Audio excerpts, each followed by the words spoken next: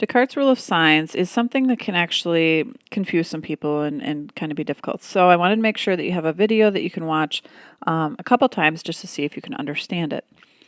So with Descartes' rule of signs, what it's doing is it's telling you how many positive zeros you can have and how many negative zeros you can have. See, if we went through Descartes' rule of signs and found out that there's no negatives, then you won't have to try any of the negatives. Or if we found out that there's only one positive, then when you find that positive one, now you know the rest of them are negative, or they could be complex. So this does not tell you how many complex you can have. You can actually still have your pairs of complex, which will actually affect our answer in a little bit, and I'll explain why. But here's what you do. You first go through here, and you look at your problem, and you figure out if it's a positive or negative term.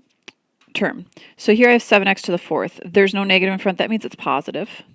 And then I have a negative 4x cubed, that's negative. And I have a negative 3x squared, that's negative.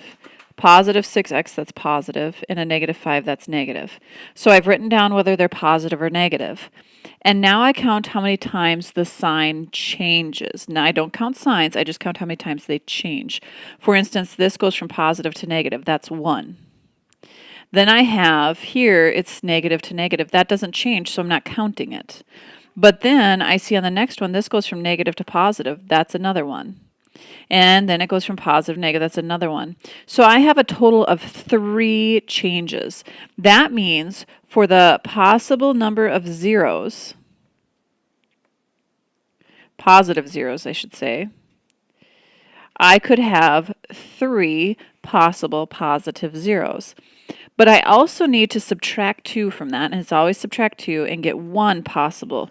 Because if it's not 3 positives, then what that means is there might be a couple complex in there that take away 2 of the 3. Remember how complex numbers are always in pairs? So if 3i was a 0, you'd also have negative 3i as a 0. And so if you didn't have 3 positive zeros, then you would take away 2 for the complex that took away the positives, and you would only have 1 positive 0. Now, what about our negatives? Okay, we need to figure out the possible number of negative zeros. And so to do that, what we do, this is a little bit more complex, and this is where people start getting confused, is instead of that being an x right there, I look at it as being a negative x, but it's still all of the negative is being raised to the fourth. And I make it a negative x cubed, and I make it a negative x squared, and I make it a negative x, and then there's nothing to do with the constant. And so what I'm doing now is I'm trying to figure out now, after I make that x negative, would this be a positive or negative term? Now, if you take a negative x and raise it to the 4th power, it becomes a positive x to the 4th, because that negative would be raised to the 4th power, which would be an even number of times, which would mean it cancel out to be positive. So this part right here is positive. The 7 is already positive, so in the end, this is going to be positive. So I'm looking at the negatives right now. Now, this one right here, I have a negative x to the 3rd power. Now, a negative x to the 3rd power, clean that off, a negative x to the 3rd power gives me a negative x cubed, because that negative would happen 3 times. And so